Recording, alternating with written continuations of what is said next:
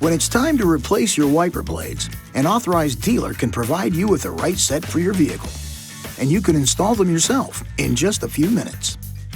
To remove a windshield wiper blade, first, raise it off the glass by lifting the wiper arm to the full up position.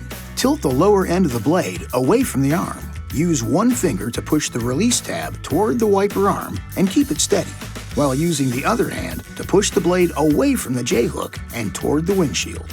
Position the replacement wiper blade under the J-hook and insert the bracket into the hook. Slide the wiper up until it clicks. Now, just lower the wiper blade onto the glass and repeat the process for the other side. This video is not intended to take the place of your owner's manual.